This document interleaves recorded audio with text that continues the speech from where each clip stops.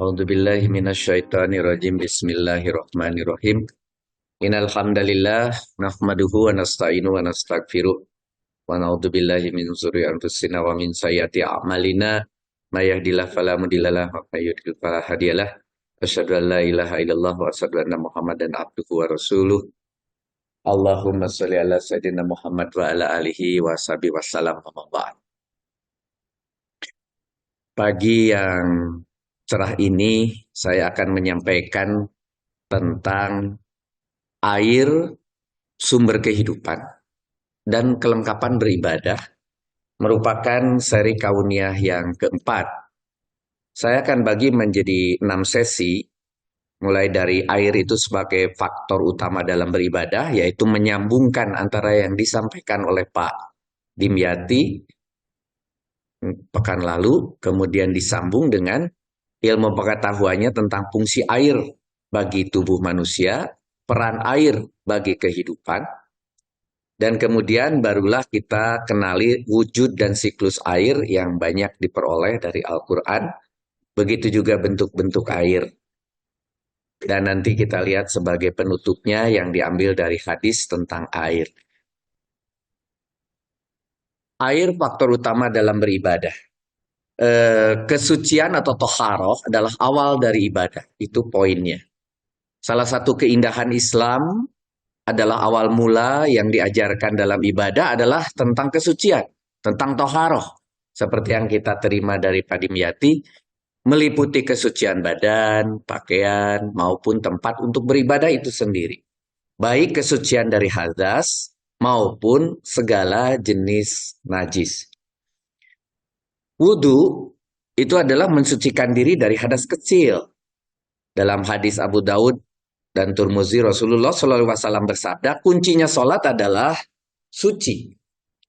Dan wudu adalah syarat sahnya sholat. Rasul berkata melalui riwayat Tirmidzi, kuncinya surga adalah sholat.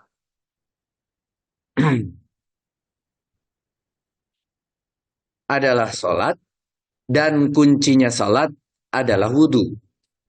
Dan riwayat Imam Ahmad, tidaklah dianggap sholat bagi orang yang tidak berwudu. Menjaga kesucian dengan selalu menjaga wudu. Nah, ini diambil dari hadis Muslim dari Abu Hurairah. Sesungguhnya umatku akan datang pada hari kiamat dengan tanda yang bersinar di wajahnya karena bekas dari wudu. Barang siapa yang mampu untuk memperpanjang tanda tersebut, maka lakukanlah. Jadi ini interpretasi wajah yang bersinar itu bermacam-macam. Nanti silahkan masing-masing diinterpretasi. Wudu mensucikan diri dari dosa. Rasul berkata melalui riwayat Muslim, jika seorang hamba muslim atau mukmin melakukan wudu, kemudian membasuh wajahnya, maka dosa-dosa yang dilakukan oleh mata akan keluar bersama air yang mengalir hingga tetesan terakhirnya. Jika ia membasuh kedua tangannya, maka dosa-dosa yang dikerjakan oleh tangan akan keluar bersama air yang mengalir hingga tetesan terakhirnya. Jika membasuh kedua kakinya, maka dosa-dosa yang dilakukan oleh kaki akan keluar bersama air yang mengalir hingga tetes terakhirnya. Sehingga keluarlah semua noda dosa ya sang hamba. Cara berwudu pekan lalu di ceramahnya Pak Dimyati disampaikan di dalam Al-Maidah ayat ke-6. Ya ayyuhalladzina amanu, wahai orang-orang yang beriman, idza apabila kumtum kalian atau kamu illa solati berdiri sholat.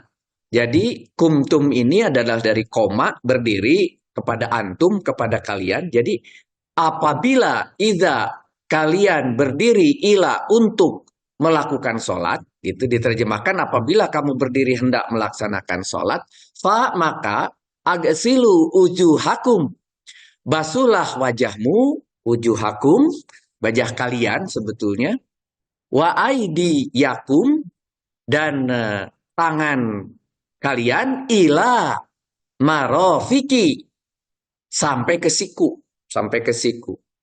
Wamsahu biru'usikum, serta usaplah kepalamu, karena ada wa-nya diterjemahkan dan atau serta, wa arjulukum ilal kaibaini, jadi basuhlah kedua kaki sampai kedua mata kaki, wa in kuntum, dan jika kalian atau kamu, jika kuntum junuban fatoharu, jika kamu dalam keadaan junub, bersihkanlah, atau diterjemahkan menjadi mandilah, gitu ya.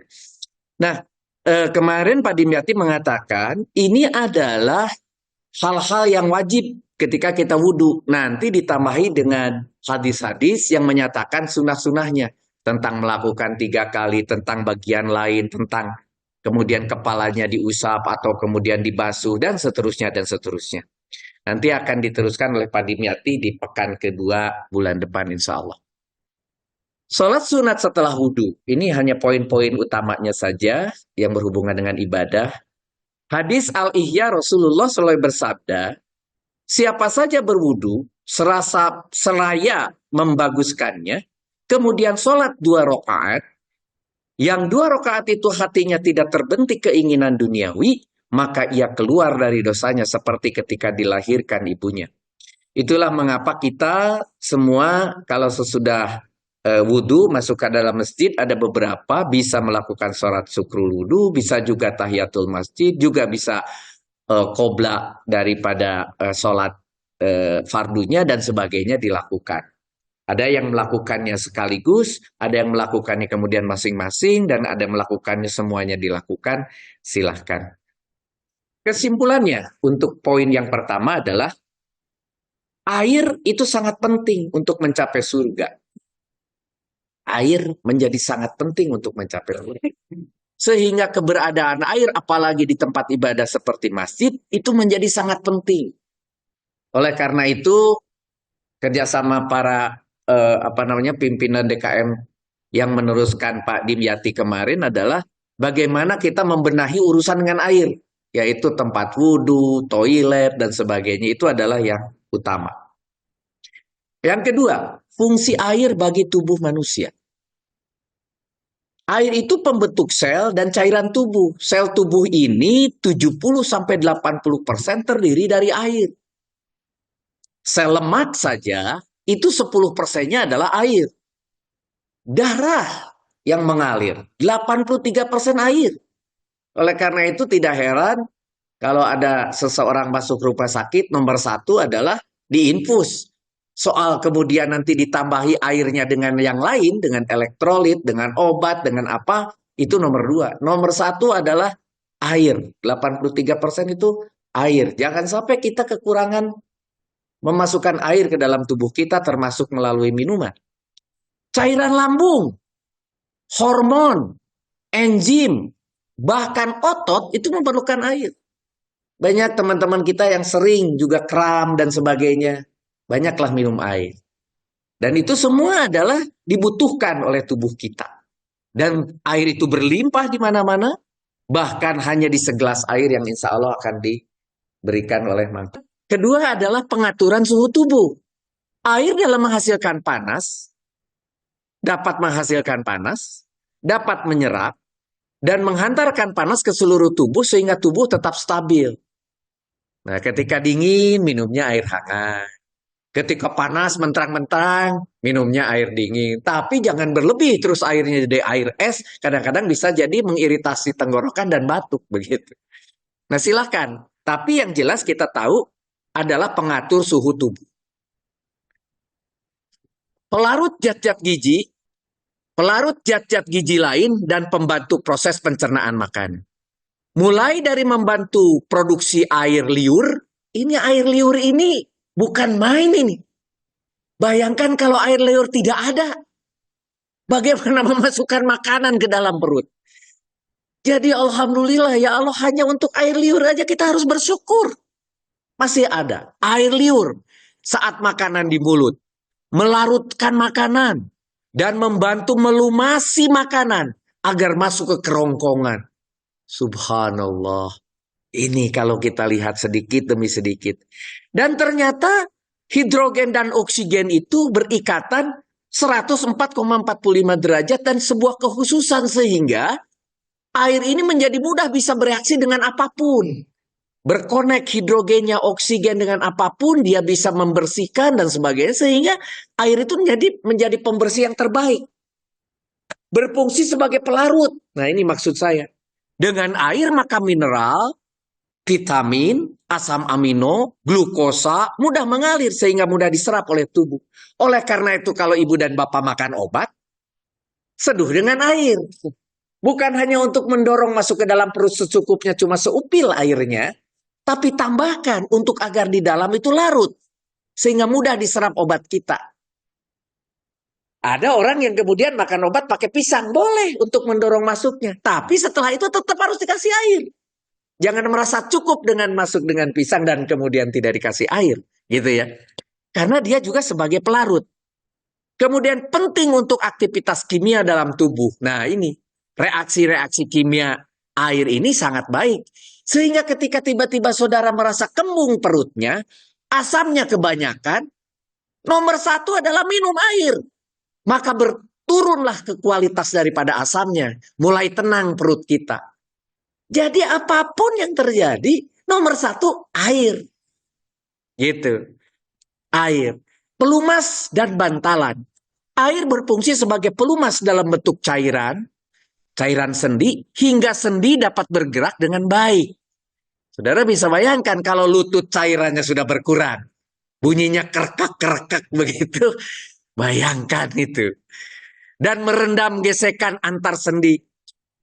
Selain itu zaman dahulu kalau mobil kita kan suka pakai stempet begitu. Nah zaman sekarang sudah nggak ada. Nah, stempet itu dimasukkan ke dalam sendi-sendi daripada alat-alat mobil. Nah sendi-sendi kita ini juga tetap diperlukan cairan gitu. Selain itu air menjadi bantalan tahan getar, shock absorber atau kalau kita bisa shock breaker gitu ya. Pada jaringan tubuh. Jadi yang namanya jantung, paru-paru dan sebagainya pada saat kita lari, pada saat Pak Unang lari, pada saat bapak-bapak lari, itu kan bergerak tubuh. Tetapi itu organ tubuh di dalam tubuh dengan tenang karena ada bantalan. Ada bantalan. Juga seperti otak. Itu ada bantalannya. Kalau tidak bagaimana itu? Terpukul-pukul pada saat kita lari, pada saat kita bergerak. Modula spinalis itu bagian tulang belakang, mata juga demikian, dan kantong amonium dalam rahim. Itu semua adalah dibutuhkan bantalan, dan bantalan itu bentuknya dari air. Media transportasi membawa nutrisi dan oksigen ke sel tubuh. Oksigen yang kita hirup ini setelah dari paru-paru ikut terbawa dengan darah. Jadi air membantu pertumbuhan dan regenerasi sel secara efektif dan menjadi media berbagai zat dengan sifat dan kutub ion yang berbeda. Selain itu membantu transportasi oksigen dalam tubuh dan sebagai media transportasi bagi gas karbon dioksida saat mengeluarkan panas. Jadi oksigennya dimasukkan melalui cairan, keluarnya CO2 juga bersama cairan. Maka dengan tidak sengaja kalau kemudian ada orang meninggal, nomor satu disuruh mulutnya ditempelkan yang namanya kaca. Karena kaca itu akan menunjukkan bahwa yang keluar CO2-nya itu bersama cairan, yaitu uap. Kelihatan masih ada uap atau tidak. Jadi setiap saat mulut kita mengeluarkan uap. Kalau mengeluarkan uap berarti mengeluarkan uap air. Kapan memasukkannya? Oleh karena itu kita harus ingat. Minum air, minum air. Begitu juga orang sedang jalan kaki. Pasti mengeluarkan uap lebih banyak. Minum. Sehingga banyak orang yang sedang lari atau jalan kaki membawa air di kantongnya. Sambil minum dimasukkan. Keluar terus. Sehingga balance begitu. Ya. Media eliminasi sisa metabolisme mengeluarkan zat yang tidak berguna dalam tubuh.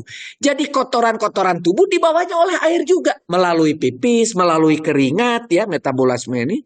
Melalui air kemih, saluran cerna, napas, kulit, dan sebagainya. Ketiga. Nah itu yang kedua. Ketiga, peran air bagi kehidupan. Kalau tadi hal yang kecil, yang spesifik tentang air di dalam tubuh, sekarang dalam kehidupan. Seluruh makhluk hidup perlu air untuk bertahan hidup. Perlu air, seluruh makhluk hidup. Bayangkan, nomor satu ketika kita menolong orang adalah memberikan air. Nomor satu adalah air, siapapun. Nah, oleh para ustadz ditambahin, dikasih doa. Dan mudah-mudahan doanya kemudian membawa sebagai carriernya air. Nah, kadang-kadang kemudian didoakan dulu, kemudian suruh diminum. Mudah-mudahan airnya sebagai carrier. Tentunya ada dua hal kalau dari sisi ilmu pengetahuan, memang air dibutuhkan. Peradaban manusia berjaya mengikuti sumber air, gitu ya.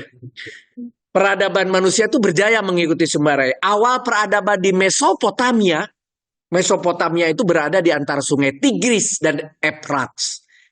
Mesir kuno sangat tergantung dari sungai Nil. Jadi kehidupan itu dimulai dari pantai. Komunikasi antar bangsa itu dimulai dari pantai. Begitu juga perdagangan. Pusat manusia terbantu kemudahan akses air. Lihatlah kota-kota besar. Mulai bertumbuh dari kota-kota di pinggir pantai. Ada London, ada New York, ada Rotterdam, Shanghai, Hong Kong, Singapura, Jakarta, Surabaya, Medan kalau di Indonesia. Semua adalah pinggir pantai. Itulah jadi kota-kota yang kemudian mudah membesar dan mudah kemudian berkomunikasi antar bangsa atau antar suku dalam hal ini. Adalah pantai dan itu adalah air. Nah, mari kita masuk. Air menghasilkan buah-buahan. Dan air adalah media transportasi yang barusan disampaikan itu di dalam surat Ibrahim ayat ke-32. Allahul ladzi khalaqas samawati wal ard. Allah lah yang menciptakan langit dan bumi. Wa anjala minas sama'i ma'an, menurunkan air ma'an dari langit samawat gitu ya, atau sama'i. Lalu akhraja bihi minas samaroti rizqalahum lakum kum itu kepada kalian, dan air itu atau air hujan itu dia mengeluarkan berbagai buah-buahan sebagai rizki untukmu gitu. Samarot. Kemudian wasakhorolakumul fulka li tajriya fil bahri bi amrihi. Dia juga telah menundukkan sakhoro, menundukkan kapal bagimu agar berlayar di lautan dengan kehendaknya. Wasakhorolakumul al anharo, dan dia juga sakhoro, dia juga menundukkan al-anhar, sungai-sungai. Bagimu, lakum, dibalik begitu. Nah, jadi ini mau menunjukkan bahwa Allah sudah menyediakan dari awal sebagai tools bagi manusia yang belum punya pengetahuan menciptakan alat sekalipun. Dengan hanya sungai saja, banyak hal yang bisa dimanfaatkan manusia. Oleh karena itu kehidupan berawal zaman dahulu mulai dari sungai, kemudian ke pantai. Kemudian mulailah orang menciptakan kapal dengan layar menggunakan angin dan seterusnya. Dan hanya makhluk yang disebut manusia yang bisa menciptakan pesawat terbang. Yang disebut manusia yang bisa menciptakan kapal, besi besar bisa melayang di air, besi besar bisa melayang di udara. Bukan makhluk lain. Jadi betapa manusia itu adalah makhluk sempurna dengan segala macam titipan ilmu pengetahuan yang Allah berikan pada otak manusia. Oleh karena itu gunakan otak ini. Yaitu bagaimana kita mengenali alam semesta ini dengan ilmu kauniyahnya itu. Maka di sini sudah mulai disampaikan bahwa bisalah kalian berlayar di lautan, bisalah kalian menggunakan sungai-sungai itu. Tubuh manusia terdiri dari 55-78% air. Kalau tadi masing-masing darah berapa persen, tulang berapa persen, ini berapa persen. Sekarang kalau satu tubuh manusia ini yang sedang duduk atau yang sedang berdiri ini, 50-78% itu air. Dan memerlukan 1-7 liter tergantung berat tubuh. Untuk anak kecil tentunya sedikit, untuk yang Sudah dewasa makin banyak, yang badannya besar lebih banyak lagi, dan seterusnya. Yang banyak kecil sedikit, begitu. Itu air, ya. Jadi masing-masing berbeda. Kalau dokter harus minum sekian liter, ntar dulu tubuhnya segede apa, gitu ya. Tubuhnya kecil nggak usah banyak-banyak, tubuh besar ya harus banyak, dan seterusnya. Jadi air diperlukan untuk itu. Air adalah kebutuhan pokok manusia secara menyeluruh. Ada pelarut saat mencuci. Bayangkan suruh mencuci baju, airnya tidak ada, bagaimana bisa mencuci? Nomor satu tuh air, gitu. Jadi di rumah nomor satu, kalau kita membangun rumah harus dipikirkan dari mana ngambil airnya. Dan nomor satu, makanya sebelum membangun pondasi, ngebor air dulu, minimal untuk nembok pun perlu air, kan begitu kira-kira. Begitu juga kita di dunia pengeboran, mau panas bumi, mau minyak dan gas. Nomor satu cari dulu dari mana airnya nanti, sungainya dari mana. Apalagi pemboran panas bumi itu memerlukan sumur terdekat di mana, kemudian minta izin kepada pemerintah daerah, kalau airnya diambil apa nanti mengganggu penduduk di bawahnya dan sebagainya. Maka perlu izin penggunaan air, izin ini, izin itu dan sebagainya. Keperluan umum seperti mengangkut, rekreasi ya di negara-negara Eropa, sungai itu mahal sekali kalau kita berekreasi di sungai. Dengan makan malam di atas sungai pakai kapal gitu ya. Kalau kita tidak ada ya. Sungai itu, aduh, karena di belakangi rumah sungainya jadi kotor. Kalau di Eropa sana sungai dihadapi, jadi rumah itu menghadap sungai. Kalau kita di belakang itu yang jadi masalah. Jadi kalau Pak RW di sini juga bingung dengan gorong-gorong, karena gorong-gorong tuh di belakangi sungai, di belakangi sungai, di belakangi rumah, sehingga nggak ada yang ngurus gitu. Tapi kalau ngadep gorong-gorong semua, jadi gorong-gorongnya dipindah ke depan, bersih tuh gorong-gorong. Kita tidak mau kadang-kadang di gorong-gorong juga dikirimi sesuatu yang tidak menarik begitu. Keperluan industri seperti pembangkit listrik, wah itu jelas ya. Ada di eh, Tirata begitu ya. Ada air yang dipergunakan dan kemudian desa guling dan sebagainya, pembangkit listrik yang relatif murah dibanding yang lain karena airnya tidak membeli, hanya tinggal membuat bendungan dan memutarkan menjadi listrik. Keperluan pertanian dan peternakan jelas ya. Kalau pertanian itu banyak zaman dahulu mah petani itu nyoreng bedog gitu ya. Karena apa? Ketika pergi ke sawah itu bila perlu kemudian ribut dengan tetangganya, hanya urusan membelokkan air pergi kemana. Nah ini air ini. Keperluan transportasi jelas ya. Oke, kehidupan hanya bisa berlangsung karena ada air. Ingat, kehidupan hanya bisa berlangsung karena ada air. Barulah kita sadar sekarang keberadaan PDAM. Bayangkan kalau 2-3 hari, seminggu aja PDAM cuci, lagi mencuci, betapa sibuknya kita. Minta ke tetangga yang punya lubang air yang bagus. Mudah-mudahan sedang tidak musim kering. Kalau sedang musim kering, tetangga pun airnya terbatas. Wah, ini bisa rame. Akhirnya beli air itu. Belilah. Kalau tidak ada, pada suatu kondisi tertentu saya pernah melihat orang mandi pakai air galon untuk diminum. Wah, jadi mahal sekali begitu. Segala sesuatu yang hidup berasal dari air. Di dalam An-Anbiya sudah disampaikan ayat ke-30. Waja'alna, dan kami menjadikan minal ma'i kulla sayin hayyi. Tetapi kalau kita lihat di sini, waja'alna itu adalah fi'il, na-nya adalah maf'ul, dan kamilah menjadi fa'il, maka kami yang menjadikan. Ini dibutuhkan. Dibutuhkan apa? Dibutuhkan maf'ul. Dibutuhkan objeknya. Apa? Ternyata harus yang fathah, harus hainang sob. Ketemunya kula. Kula itu segala, sayin itu sesuatu, hayin itu kehidupan. Kula sayin hayin berarti loncat bacanya. Kami menjadikan yang warna biru, kula sayin hayin, segala sesuatu yang hidup. Baru yang merah, minal ma'i, apa itu? Karena itu minal itu min itu jer, al ma'i itu majrur, itu bisa sebagai keterangan. Jadi dan kami menjadikan sesuatu yang hidup. Sampai di situ kalimat sempurna. Kalimat sempurna. Tapi kemudian dikasih keterangan. Minal ma'i berasal dari air. Nah, berasal dari airnya itu adalah keterangan. Tapi ini menjadi penting. Bahwa segala kehidupan itu berasal dari air. Kapan disampaikan? 1400 tahun yang lalu. Kapan kemudian manusia menyadari Terus tanpa disadari, dipakai, barulah kemudian ketika NASA harus terbang mencari planet lain, mencari kehidupan, nomor satu cari planet yang ada air. Kalau planetnya tidak ada air, tidak bisa ada kehidupan. Pergilah ke bulan. Ternyata tidak ada air. Stop. Tidak mungkin kita mengirim orang bermigrasi ke bulan. Kita pergi ke Mars. Mau kita pergi ke planet lain. Dari teropong yang nomor satu. Kira-kira ada nggak airnya? Gitu. Para ilmuwan itu, NASA itu, mencari itu di jagat raya itu, di mana ada air. Ternyata air itu, karena tadi H2O, sangat tergantung dari gravitasi. Kalau gravitasinya kecil seperti bulan, diameternya kecil, menurut hukum Coulomb, kalau diameternya kecil, gravitasi kecil, maka air tidak bisa berikatan, hidrogen tidak bisa berikatan dengan oksigen. Tidak ada itu air. Dan begitu juga kalau terlalu besar gravitasi seperti di Jupiter, diameternya besar, gravitasinya besar, maka air itu semuanya dalam bentuk padat, dalam bentuk es. Tidak ada tiga fasa.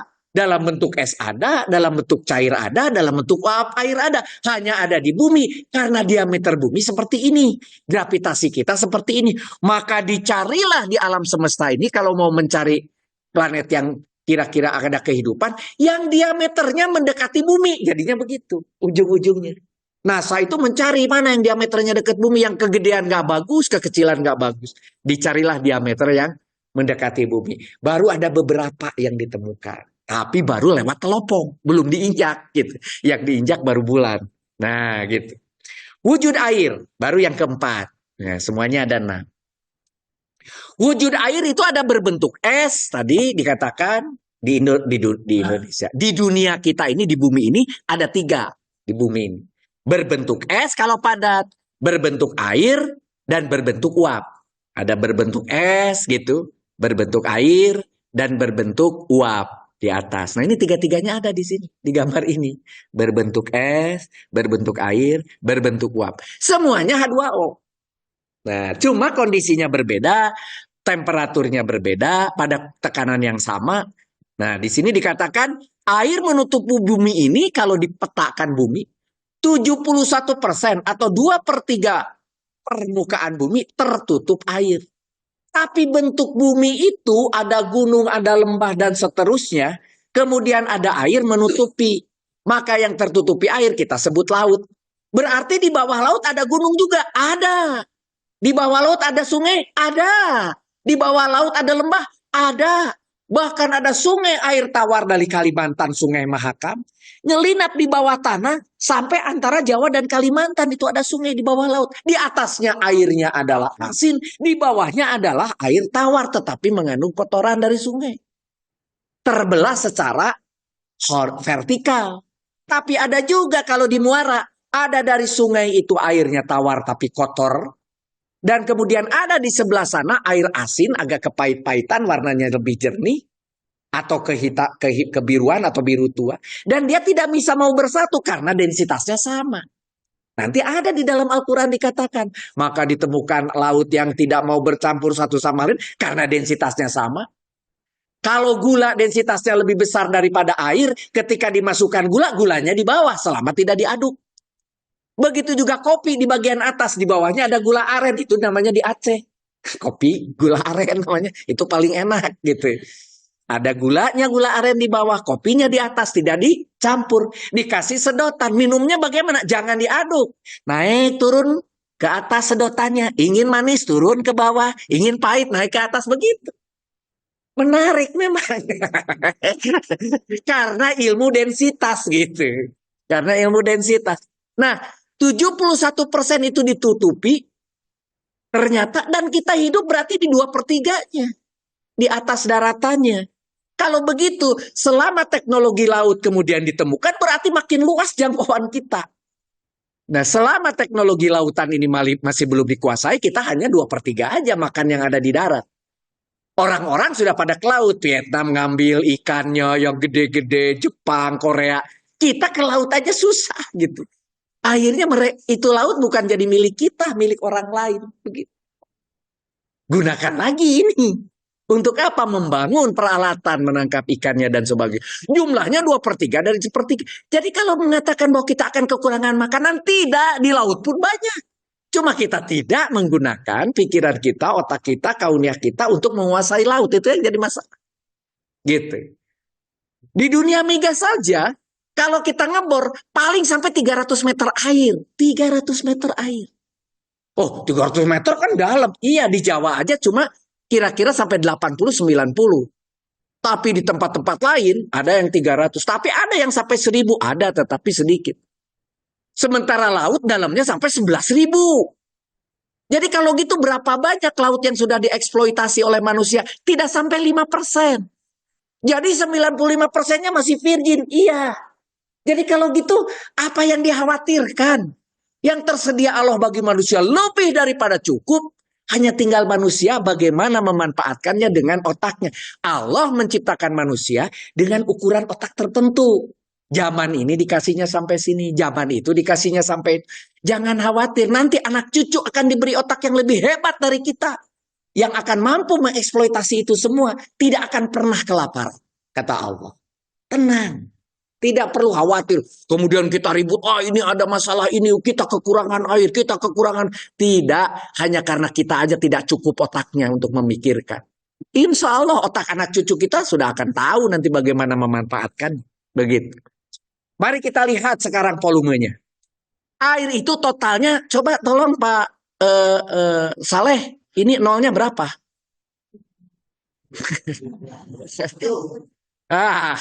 Liter. Nah, coba liter 1,40000 liter.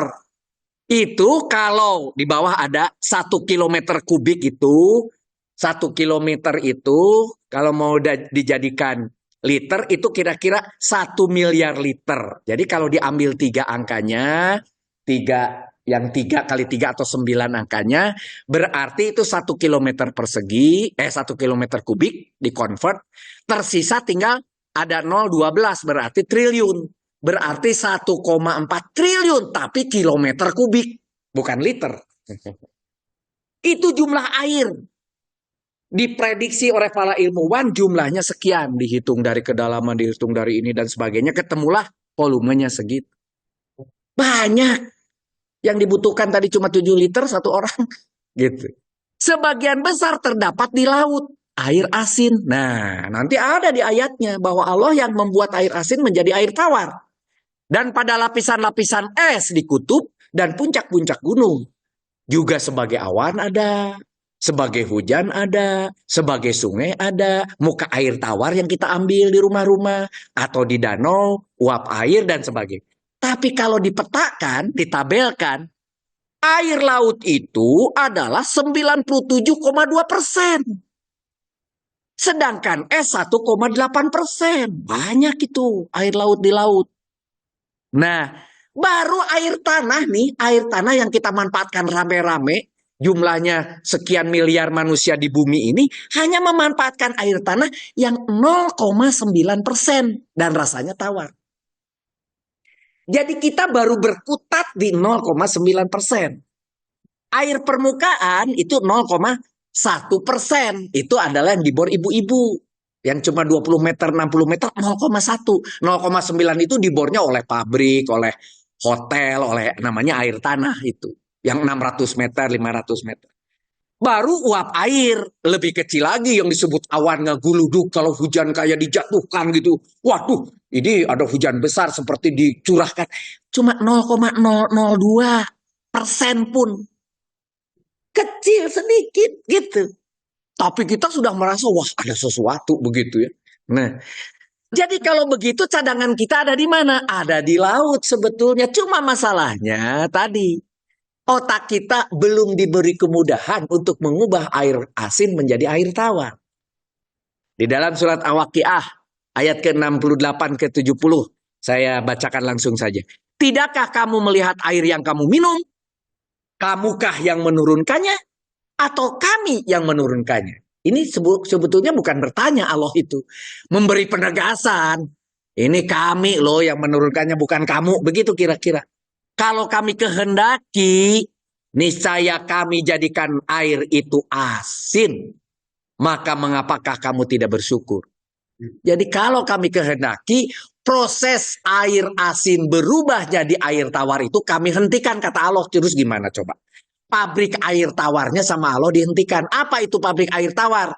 Yaitu diuapkan, digerakkan pakai angin, kemudian naik ke atas kena dingin, turun jadi hujan. Kalau proses itu dihentikan saja oleh Allah, caranya angin tidak digerakkan saja sudah repot, atau arah angin diubah sehingga jadi musim kemarau, betapa susahnya kita. Tuh, hanya sedikitlah Allah menggunakan toolsnya di salah satu. Baik anginnya tidak digerakkan, baik tidak ada angin, atau tidak ada gravitasi sehingga awan yang naik tidak mau turun. Terus gimana coba? Nah, oleh karena itu Allah katakan, niscaya kami jadikan air itu asin, maka mengapa kamu tidak bersyukur? Gitu. Jadi mengubah air asin menjadi air tawar itu bisa. Ilmunya saat ini baru sampai teknologi reverse osmosis.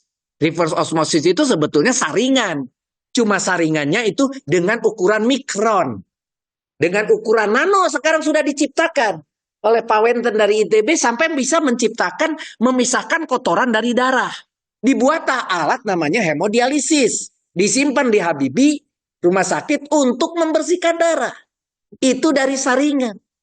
Dari teknologinya reverse osmosis. Reverse osmosis dipakai sekarang oleh orang-orang di pinggir jalan yang mengubah air berubah jadi air minum, disebut air isi ulang. Apa namanya? Air minum isi ulang. Nah, itu reverse osmosis juga. Begitu levelnya gitu. Makanya kemudian harganya lebih tinggi. Apa di rumah saudara bisa membuat? Bisa.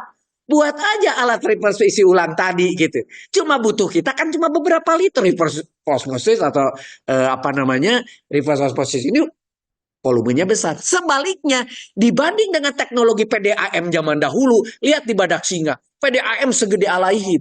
Ada kotak banyak, ini dibersihkan dulu, diendapkan dulu, diitukan dulu, baru jadi air bersih, baru dikirim.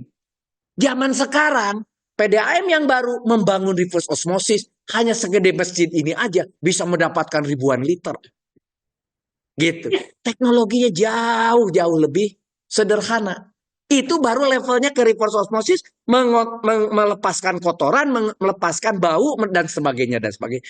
Ketika mulai melepas dari NaCl-nya, dari garamnya dari laut, menjadi lebih mahal karena tingkatannya ditambah. Itulah yang dilakukan di Jeddah. Orang Arab itu mengambil dari laut untuk mandi, untuk nyuci, untuk segala macam kehidupannya ngambil dari laut. Harganya cukup mahal per liternya, begitu. Nah, jadi ini penting bagi kita bahwa Allah memberikan di kita, di tanah kita yang subur ini gratis. Tapi hati-hati, jangan buat air bersih itu umurnya pendek. Umurnya pendek itu begini. Allah berikan air hujan, sudah mulai rasanya tawar. Tapi sama kita dibelokkan ke sungai. Umurnya berapa lama dia jadi air tawar? Berikutnya jadi air kotor statusnya. Tidak lama.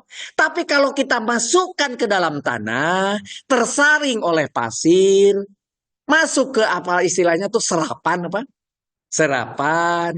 Jangan ditembok semua, sebagian dijadikan taman. Makanya Ibu Elin punya taman sengaja untuk menyerap air, begitu. Menyerap air begitu.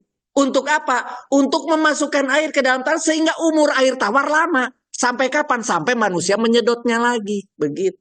Begitu juga yang kepunyaan kita sama-sama namanya gunung. Orang Sunda itu punya dulu kearifan lokal bahwa setiap gunung sepertiga di atas adalah angker. Angker itu maksudnya jangan didatangi orang. Jangan dipotong. Tidak boleh ada yang naik sampai ke puncak gunung. Sepertiga. Sepertiga berikutnya untuk kehidupan. Disitulah untuk menanam sayuran dan sebagainya. Baru sepertiga kakinya dipakai untuk rumah. Zaman sekarang rumah di puncak gunung. Bahkan restoran paling mahal adanya di puncak gunung. Akibatnya habis semua di mana titik serap tadi. Maka siap-siaplah air yang hujan tadi sebentar berubah jadi air kotor. Kemudian masuklah sampai membanjiri di kota Bandung, di selatan dan sebagainya. Kata Allah, nikmatilah itu. Begitu. Bukan kami yang membuat banjir. Kalian yang telah membabat hutan di atasnya. Begitu. Nah, ini kata Allah. Mari kita lihat siklus airnya. Bagaimana siklus air ini? Siklus air ini dari atmosfer ke bumi dan kembali, jumlah air di bumi ini relatif tetap. Tidak ada H2O yang lepas ke angkasa luar.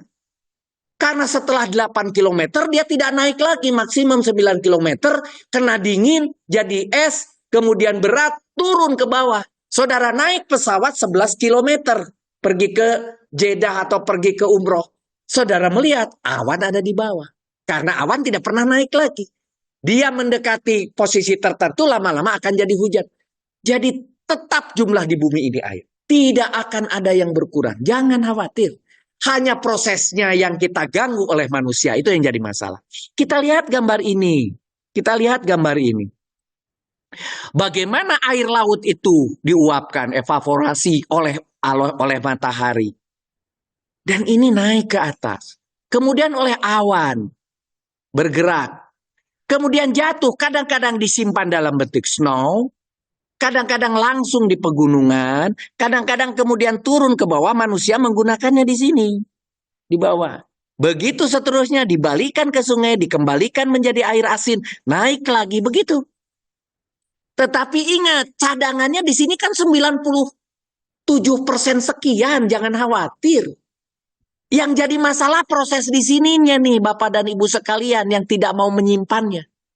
Bahkan di Kalimantan dekat IKN sana, saya ingat mereka itu menampung air hujan. Karena air tanahnya mengandung asam, kurang bagus. Kadang-kadang mengandung besi yang tinggi. Sehingga disimpan air itu. Di rumah-rumah pakai air hujan tuh alhamdulillah disimpan begitu. Disimpan. Mereka minum air hujan. Apakah boleh? Boleh. Tetapi harus ditambahi mineral. Kemudian mereka menambah dengan memakan multimineral. Kalau kita nggak usah, air sumur kita sudah mengandung mineral. Mineral itu kalau bahasa jeleknya kotoran. Kalau bahasa bersihnya ada kalsium, ada magnesium, ada natrium dan sebagainya. Begitu. Kata Pak Dokter, itu dibutuhkan. Minumlah multimineral. Kalau tidak mau menggunakan multimineral dan air tawar yang bersih, sudah saja kita minum air sumur.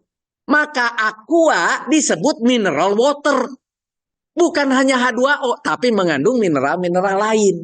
Bukan H2O murni. Kalau H2O murni dipakai oleh para mantri, oleh bapak saya dulu, namanya aqua destilat. Untuk mencuci suntikan. Untuk mencuci suntikan, mana aquadesnya? Untuk mencuci suntikan begitu kira-kira. Itu tidak untuk diminum, karena kita akan kekurangan mineral. Jadi kalau begitu, meminum air dari sumur jauh lebih sehat daripada minum air yang terlalu bersih. Atau dibalik. Ya kalau begitu mah nanti kalau mau makan, nggak usah terlalu bersih-bersih amat mencuci gitu ya. Pak Saleh, ada sedikit mineral di tangan mah, makan aja. Insya Allah sehat gitu. Jangan terlalu tanya nih sama bapak-bapak yang sedang bekerja di masjid ini. Apa kemudian sedang bekerja berhenti terus makan terus dicuci sampai bersih kan enggak juga. Sehat juga tuh alhamdulillah begitu. Karena tambahan mineral gratis begitu kira-kira. Nah, itu siklus air. Penguapan menjadi kunci. Nah, ini penguapan menjadi kunci proses terus berlanjutnya antara menguap dan hujan. Antara menguap naik ke atas dan hujan itu adalah proses yang terus berlanjut sepanjang masa. Air bergerak terus dengan cara penguapan, evaporasi, infiltrasi atau aliran air permukaan. Ini kita lihat dari laut, kemudian bergerak, kemudian dijatuhkan, jadi salju, jadi air masuk ke dalam tanah, masuk ke permukaan tanah, jadi air permukaan, kemudian manusia memanfaatkannya di sini. Tapi kalau tidak ada yang masuk karena ini tidak ada pohon yang menghancurkan air yang besar menjadi berembun, jatuh ke tanahnya enak, di tanahnya ada humus yang kalau masuk air tuh enak. Humusnya hilang, pohonnya hilang, airnya keras, menyentuh tanah, tanahnya luka, jadi air kotor, kan gitu. Itu yang terjadi sekarang di permukaan sehingga jadilah banjir. Gitu. Nah, yang kelima, bentuk-bentuk air. Bentuk-bentuk. Air dalam bentuk awan, satu. Awan adalah massa yang dapat dilihat dari tetesan air. Atau kristal beku. Tergantung di atmosfer di atas permukaan bumi. kristal air biasanya berdiameter sekitar 0,01. Jadi di atas itu ada kristal-kristal air, sehingga kalau pesawat itu selalu ada bunyi kristal.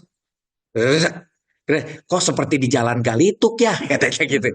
Ya memang tergores kan gitu, karena ada kristal-kristal air yang ukurannya walaupun kecil terasa itu. Di dalam surat Ar-Rum ayat ke-48, Allah lah yang mengirim angin. Nah ini yang jadi penting. Jadi kalau ada angin harus disyukuri begitu ya. Kadang-kadang kegedean jadi angin gelebuk ya nggak apa-apalah gitu ya. Lalu ia angin menggerakkan awan, kemudian dia Allah membentangkannya di langit menurut yang dikehendakinya, dan dia menjadikannya bergumpal-gumpal. Lalu engkau melihat hujan keluar dari celah-celahnya. Maka apabila dia menurunkannya kepada hamba-hambanya yang dikehendakinya, seketika itu pula mereka bergembira. Jadi ketika hujan itu turun, saudara bisa bayangkan di Mekah, di Madinah, yang jarang hujan, tiba-tiba hujan. Kalau kita menghindar, mereka pergi keluar rumah, ingin merasakan bagaimana hujan. Kalau kita dicarekan orang tua, lagi kecil, hujanan baik, gitu. Itu hujanan budak deh, gitu. Kalau dulu lagi kecil. Padahal di sana orang bersenang, bergembira ria, mendapatkan air hujan, kan begitu kira-kira. Jadi sekarang dibalik, kalau ada anak kehujanan, enggak wes siapkan cai panas di bumi, pas dia pulang ayo nak mandi air hangat diganti. Nah, supaya cepat kembali normal. Begitu. Di dalam As-Sajdah ayat ke-27, tidakkah mereka memperhatikan bahwa kami mengarahkan awan yang mengandung air ke bumi yang tandus? Lalu kami menumbuhkan dengannya air hujan, tanam-tanaman, sehingga hewan-hewan ternak mereka dan mereka sendiri dapat makan darinya. Jadi hewan ternak dapat memakan, kemudian manusia dapat memakan dari tanaman, tanamannya juga tumbuh, hewannya juga memerlukan air, manusia memerlukan. Maka mengapa mereka tidak memperhatikan? Baca memperhatikan ini, mengapa saudara tidak mempelajari? Baca mempelajari ini, mengapa saudara tidak melakukan research? Dari riset itu, mengapa saudara tidak belajar? Lebih pendek lagi, mengapa saudara tidak mengerti? Gitu, cek Allah teh begitu. Tidak baliknya mah ke kita, Allahnya mah sudah menyiapkan segala macam toolsnya. Gitu. Air dalam bentuk es yang kedua, tadi dalam bentuk awan. Es adalah air dalam bentuk padat akibat pembukuan pada temperatur 0 derajat kalau pada tekanan atmosfer.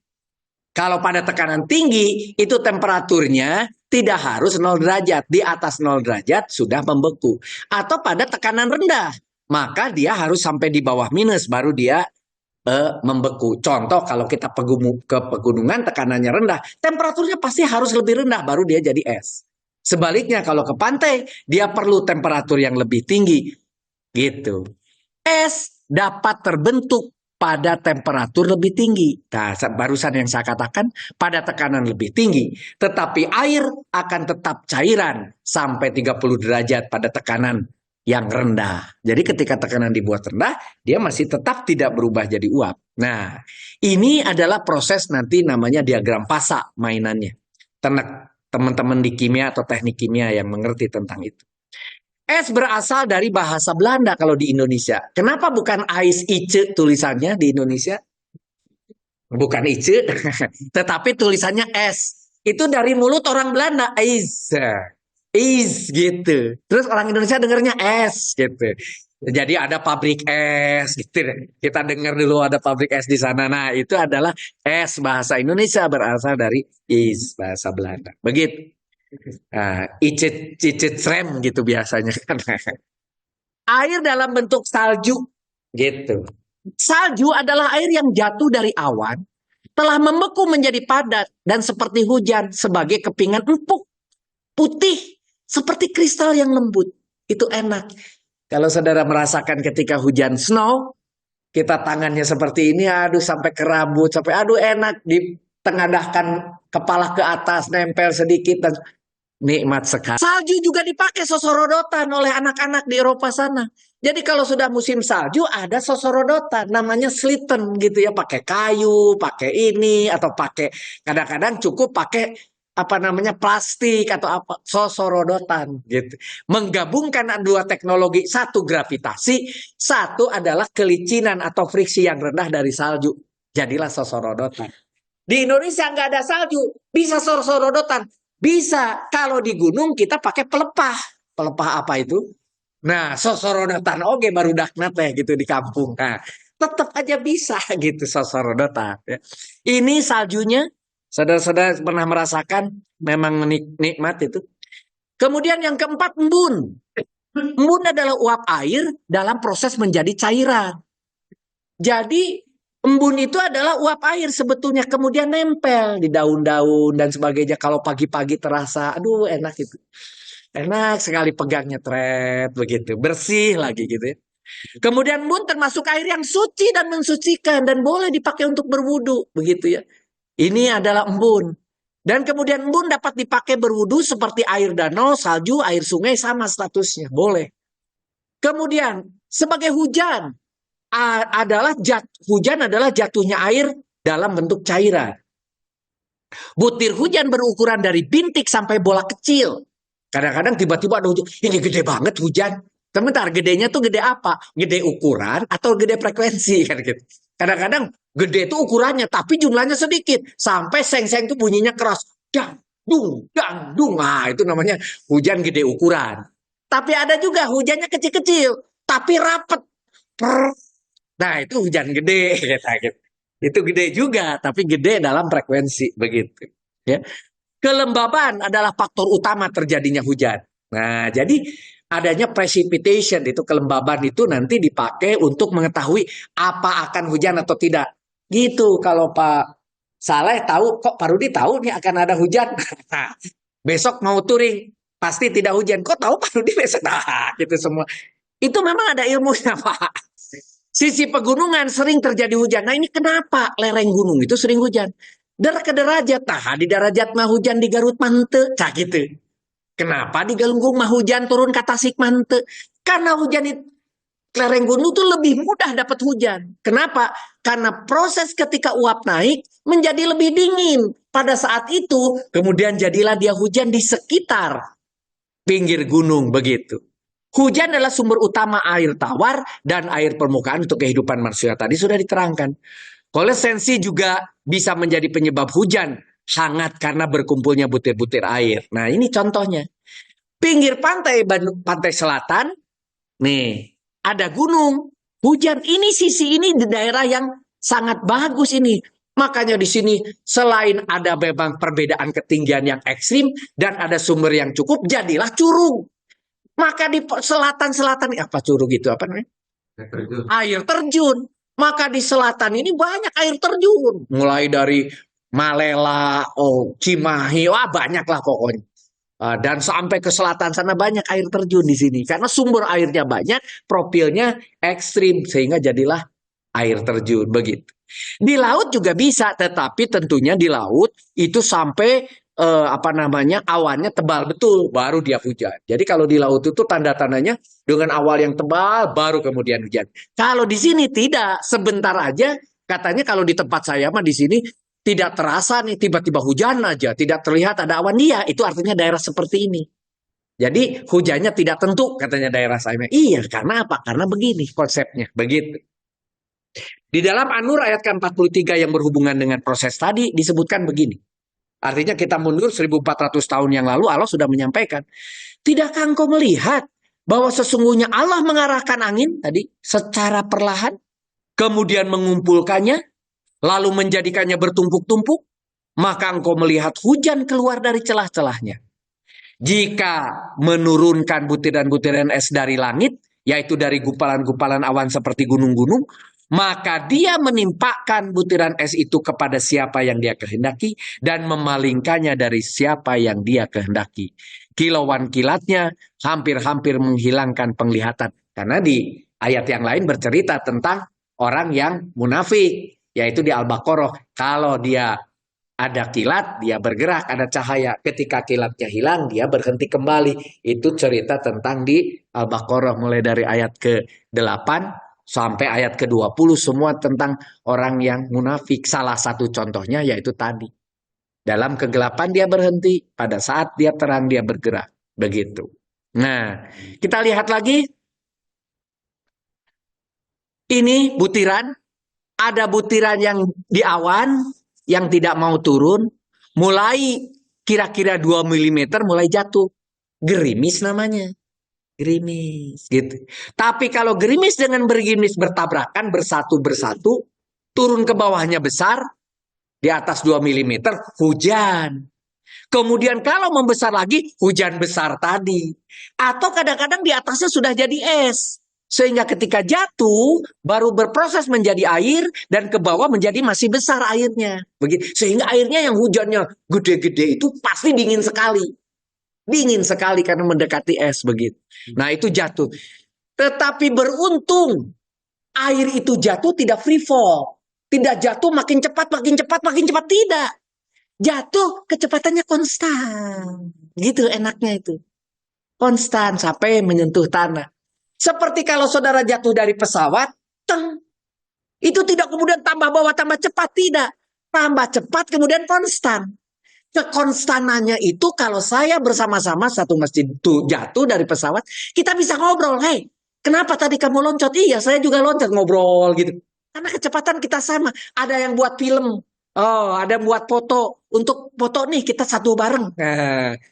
Malah ada yang menikah. Apa namanya? Tukar cincin sambil jatuh bareng gitu. Ada itu. Kenapa? Karena kecepatannya sama. Nah, mengapa bisa terjadi kecepatan sama? Karena ada gesekan. Gesekan tubuh segede gini. Kalau mau lebih lambat jatuhnya, diperbesar alat geseknya. Nah, itu namanya parasut. Dikasihlah parasut. Jadi lebih pelan. Turun juga, cuma lebih pelan. Nah, itu konsepnya. Jadi begitu juga air kita. Air itu jatuh, tapi kecepatannya menjadi konstan. Beruntung kita. Jadi kecepatan jatuh itu hanya akhirnya tinggal 2-9 meter per detik. Atau kira-kira sekitar 7-30 kilometer per jam. Nah, jadi kecepatannya tidak terlalu tinggi. Jadi sampai 30 kilometer per jam saja. Anggap aja saudara naik motor, tidak pakai helm, kecepatan 30 kilometer sambil hujan. Kira-kira kena ininya segitulah. Tapi kalau kecepatannya 100 sambil hujan, kira-kira muka kita kaca apa kan gitu. Kena air hujan gitu. Jadi kalau cepat, pelanin motornya gitu. Bukan karena kita takut tergelincir juga nggak enak gitu kira-kira. Nah, hujan diturunkan dengan ukuran tertentu. Allah sudah sampaikan cerita tadi. Tadi ilmuwan yang bercerita. Sekarang Allah yang sudah bercerita sebelumnya. 1400 tahun yang lalu di surat Al-Mu'minun. Ayat ke-18. Kami turunkan air dari langit dengan suatu ukuran. Suatu ukuran. Dengan kodarin atau kodarun gitu ya. Suatu ukuran lalu kami jadikan air itu menetap di bumi. Dan sesungguhnya kami maha kuasa melenyapkannya. Sekarang sudah menetap di bumi, di pori-pori. Atau di danau. Tapi Allah bilang kami akan dengan mudah melenyapkannya. Naikkan temperatur. Kemudian menguap itu di danau. Kekurangan air. Tidak ada putaran listrik. Tidak ada saguling. Tidak ada ikan di danau. Nah bagaimana? Hanya menaikkan temperatur aja dikit. Bumi ini. Sudah berubah semuanya. Nah, jadi Allah menjadikan air itu menetap di bumi, itu bukan hal sederhana. Mekanismenya sudah diatur Allah dengan begitu sempurna. Dengan semua kesetimbangannya antara gravitasi dan temperatur. Kalau tidak semua jadi uap bagaimana? Atau semua jadi es? Tidak ada yang jadi air. Tidak bisa menguap. Bagaimana bisa ditransport dari laut sampai ke sini? Kalau dia tidak menguap. Nah, jadi begitu mekanisme sangat rumit. Allah sudah desain, Allah sudah ciptakan itu untuk kita. Hujan ada yang tipenya konvektif, hujan deras yang tadi yang sering ada di daerah tropis seperti kita, atau orografis akibat kelembaban naik di atas pegunungan kemudian turun sendiri. Nah, ini contohnya ya, awan yang tebal yang konvektif tadi. Curah hujan besar bisa terjadi, misalnya yang terbesar ditemukan di Hawaii sampai 12.000 mm per tahun atau 12 meter dalam 1 tahun. Jadi logikanya adalah ada air tingginya 12 meter dalam 1 tahun dijatuhkan ke tempat itu gitu. Ya tapi bersyukur dijatuhkannya dalam bentuk hujan dicicil. Tapi kalau sekaligus kira-kira jadi apa itu? Banjirnya macam apa? Begitu kira-kira. Air memberi berkah. Dan air menghidupkan tanah yang mati. Nah ini di dalam surat Qaf ayat ke-9 sampai 19. Kami turunkan dari langit air yang diberkahi. Jangan kemudian mengatakan air turun hujan, iya hujan itu adalah berkah titik. Dan kemudian mendoakan Allah semoga air ini berkah. Udah pasti berkahnya kok. Gak usah diminta bahwa air ini hujan semoga menjadi berkah. Udah pasti berkahnya Allah katakan. Ingat tadi segala macam kehidupan dimulai dari air hujan. Awalnya akhirnya. Jadi memang hujan itu berkah. Jangan ditolak. Dan udah pasti berkah, diberkahi. Lalu kami tumbuhkan dengannya kebun-kebun dan biji-bijian yang dapat dipanen. Begitu pula pohon-pohon kurma yang tinggi. Karena ini diceritakan supaya mudah dimengerti oleh orang awam sekalipun. Awamnya di mana? Awamnya di Saudi Arabia sana. Tapi kalau Nabi Muhammadnya itu adalah misalnya bukan Muhammad tetapi adalah di Cigadung begitu nabinya. Mungkin di sini disebut begitu pula pohon-pohon durian begitu. Pohon-pohon rambutan begitu. Tidak, di sini contohnya saja kurma. Jadi jangan berarti hanya pohon kurma yang tumbuh, tidak. Ini untuk memudahkan orang awam sekalipun di situ. Yang tinggi dan mayangnya bersusun-susun karena bermayang. Kalau di kita yang bermayang itu adalah pohon kelapa itu bermayang. Kemudian pohon no itu apa ya? Aren. Nah, itu bermayang. Kalau di sana kurma yang bermayang. Bersusun-susun. Sebagai rezeki bagi hamba-hamba kami, kami hidupkan pula dengan air itu negeri yang mati atau yang tandus. Seperti itulah terjadi kebangkitan. Jadi ini juga saudara itu atau kita ini harus belajar. Kalau itu bisa terjadi dari mati bisa hidup, maka manusia pun akan sama. Mati nanti akan hidup lagi. Asalnya pun kita benda mati, kemudian dihidupkan, kemudian nanti mati akan dihidupkan lagi. Karena manusia akan mengalami 4 fase. Mati, kemudian hidup yang seperti sekarang. Nanti dimatikan udah pasti, contohnya udah banyak. Nanti akan dihidupkan lagi yang keempat. Selalu begitu.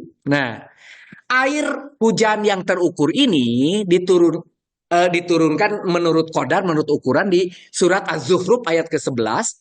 Yang menurunkan air dari langit dengan suatu ukuran, lalu dengan air itu kami menghidupkan negeri yang mati, seperti itulah kami akan dikeluarkan. Ini masih hampir sama dengan ayat yang sebelumnya. Jutaan ton air dari langit dijatuhkan perlahan-lahan. Jutaan ton tadi, tapi perlahan-lahan. Tidak sekaligus. Bayangkan kalau sekaligus.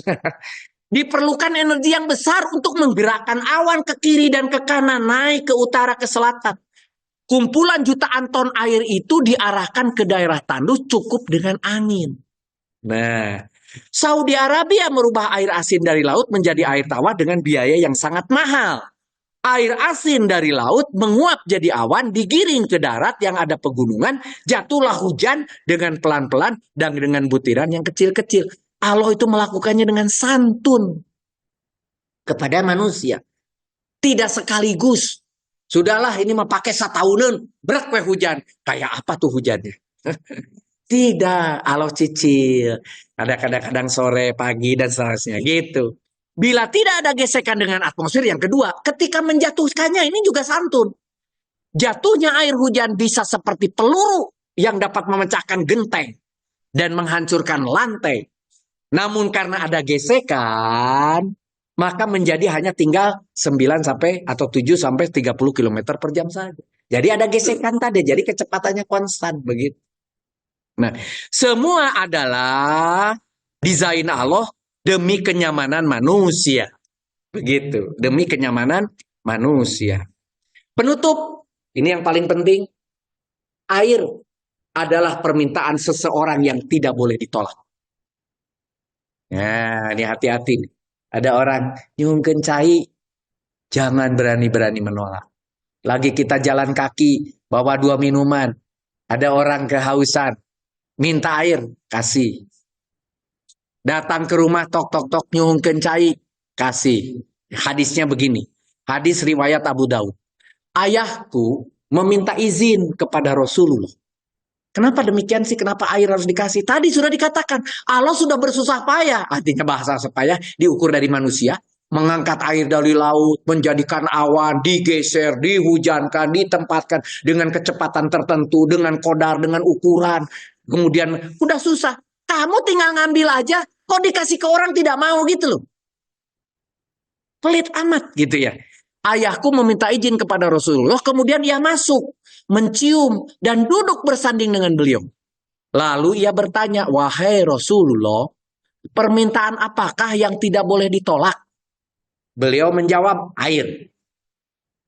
Ia bertanya lagi, wahai Nabi Allah, permintaan apa lagi yang tidak boleh ditolak? Beliau menjawab, garam. Hati-hati ibu-ibu, kalau ada tetangga yang meminta garam, kasih.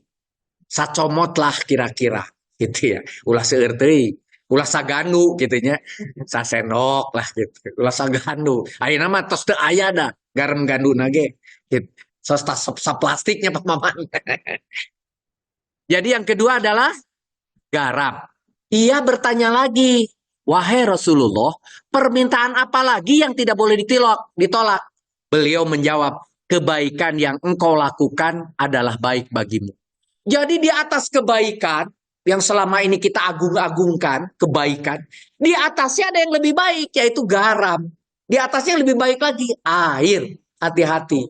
Ketika orang-orang meminta garam, meminta air, jangan ditolak. Itu yang pertama. Kedua, air adalah sedekah yang memberikan pahala yang mengalir. Hadis riwayat Abu Daud, wahai Rasulullah, sesungguhnya ibuku telah meninggal dunia. Lalu sedekah apakah yang lebih utama? Rasulullah menjawab, air. Kemudian Sa'ad bin Ubaidah menggali sebuah sumur. Ia berkata, sumur ini aku persembahkan untuk ibu saya. Jadi untuk ibunya. Gitu. Jadi boleh kita bersedekah untuk ibu kita, mengatasnamakan ibu kita, bapak kita, yaitu air.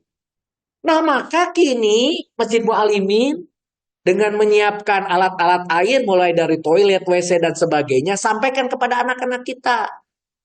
Silahkan berwakaf air gitu. Ingat, air itu sangat utama, terutama untuk ibadah. Tambah lagi tadi kalau besok lusa ada yang mau misalnya tiba-tiba menyiapkan reverse osmosis di Masjid Al-Mu'alimin, siapa disimpan di sini gratis untuk masyarakat Cigadung, boleh. Nanti disimpan reverse osmosis. Silahkan isi ulang galonnya di Cigadung. Bagus, Pak. Tiba-tiba ada lagi ATM beras. Sekarang udah ada ATM beras. Menyiapkan di sini. Boleh. Silahkan. Nanti bagian yang mengisinya siapa? Siapa yang membutuhkan? Ambil. Membutuhkan dikasih kupon. Kuponnya dipakai untuk dan bisa. Tapi nomor satu adalah air. Minimal kita yang paling dekat adalah sekarang urusan air. Alhamdulillah urusan airnya sudah selesai. Sekarang Pak Saleh tadi sudah mengumumkan tinggal RSG diselesaikan. Ya. Airnya sudah selesai, alhamdulillah. Gitu. Itu air. Sedekah air itu bagus. Wakaf air, tempat wudhu, toilet, kamar mandi, minuman seperti sekarang, kopi, teh pagi, dan lain-lain. Itu adalah baik. Nah, ternyata tidak macam-macam nih. Nikmat kamu yang manakah yang kau dustakan yang sudah diberikan air? Allah yang telah membuat air tawar, bukan kita. Allah dengan gratis itu pun. Kita hanya menyimpannya dan tinggal mengambil. Air tawar itu adalah gratis. Kita hanya diminta untuk menyimpannya dan jangan biarkan air bersih berubah menjadi air kotor dalam waktu detik. Dan pergunakan air jangan berlebih-lebihan. Ingat ketika gosok gigi nih, hati-hati ibu dan bapak. Gosok gigi, kasih odol. Kasih air sedikit, tutup airnya. Gosok dulu. Yang sering terjadi membuka, kemudian airnya ngocor sambil gosok. Begitu. Tidak ada untungnya air ngocornya, matikan dulu. Nanti baru kocorkan lagi untuk begitu kira-kira. Itu satu contoh kecil. Nanti banyak contoh-contoh yang lain. Kalau ada air bocor dibiarkan satu tetes. Tapi kita cuma nonton. Oh ini kerannya bocor ya. Tos weh. Satu tetes, 1 detik. Sehari berapa ribu detik, berapa liter. Terjadi. 1 tahun berapa banyak. Dari yang 1 tetes. Kalau ada kebocoran. Nah biasanya dulu. Kalau ada kebocoran PDAM gitu ya. Cuma bocor PDAM. Tos saya pergi lagi. Jangan lapor minimal kepada Pdam tuh ada air bocor cepat ditutup gitu. Kalau kita bisa berusaha menutup dulu ya syukur. Kalau tidak cepat lapor kepada yang berwajib. Nah, gitu. Yang sering terjadi mati listrik. Ahkeun we sina batur nu lapor. Batur teu lapor, urang teu lapor berjam-jamnya pada mati kan gitu. Jangan begitu. Kita harus berusaha bahwa itu adalah sebagai ladang kita punya amal. Mati lampu, telepon aja kepada PLN cepat gitu. Ketika ditelepon, oh di mana Pak? Oh berarti saya yang pertama kan gitu. Ayo orang lain kamarana kan gitu. Jangan sampai gitu. Manfaatkan itu sebagai ladang amal. Ya, untuk urusan air, pergunakan air jangan berlebih-lebihan. Assalamualaikum warahmatullahi wabarakatuh. Mangga kalau masih ada sedikit waktu, ada 10 menit untuk diskusi kalau masih mau. Kalau tidak ada, saya akan akhiri. Oh, mangga silakan Pak Emil. Pakai mikrofon nggak, Pak? Oh, mangga, mangga. Biar kedengar. Ya, silakan.